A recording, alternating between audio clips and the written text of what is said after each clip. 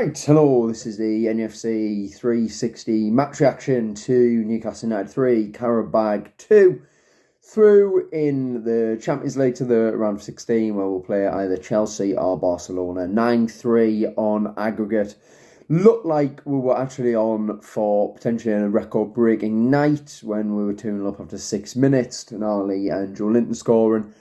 But then, to be honest, especially the second half, just was pretty sloppy in the end, wasn't it? Really, really disappointing in many ways that would just sort of let the game kind of slide away. I know it's difficult, like when you've got a lead such as that, but I just think for all the people in the ground, paid a lot of money. It wasn't cheap this game at all.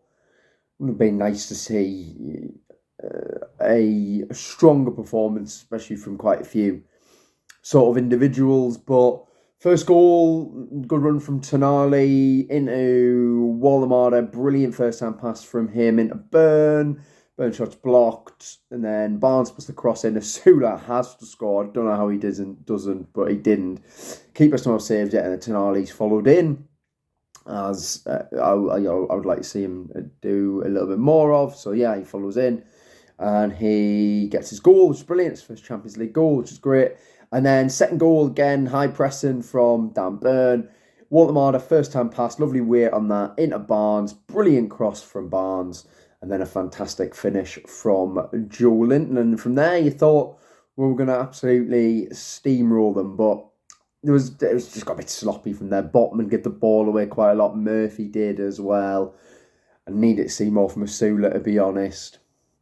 I need to see more from Murphy. Murphy got a lot of praise on commentary, and I've got no idea why. He put in one good cross, I think, in the whole game. So I don't know where the praise was coming from for Jacob Murphy. Really nice moment for Alex Murphy to make his Champions League debut.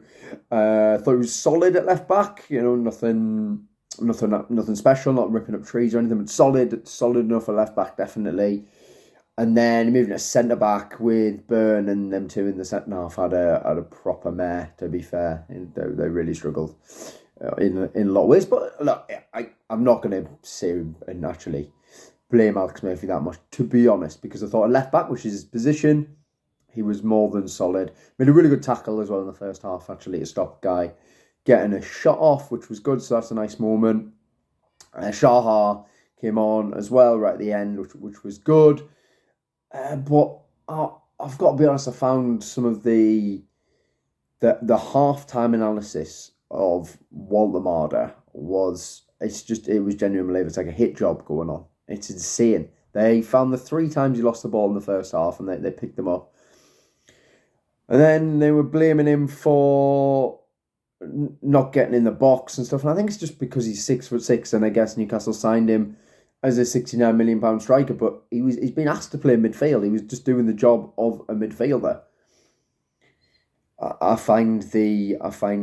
And by the way, I'm a huge fan of Wallemada. I'm also a huge fan of Harvey Barnes. I don't think Harvey Barnes had a very good game. I thought Wallemada was good in the first half, so that's why I thought I was really surprised at the insane analysis going on. I mean, he nearly got an unbelievable assist from it. In fact, he should have had an unbelievable assist for Jacob Murphy, because he was onside and he should have scored that at 1v1. He put it well wide at the end, which is really disappointing. And then second half, I thought he faded a bit. He gave the ball away a lot more, which was disappointing. Which was disappointing. But did he need a 5-minute section of them ripping into him? I really don't think so. And I'm a bit worried that we're getting to this point now where people are watching him and they're just not seeing it. They're just not seeing how good he is. They're not seeing how talented this guy is. As I say, it wasn't his best tonight, not at all. Still played massive roles in the first 2 goals. The first 2 goals don't happen without him. And then, again, should have had an assist for a third goal.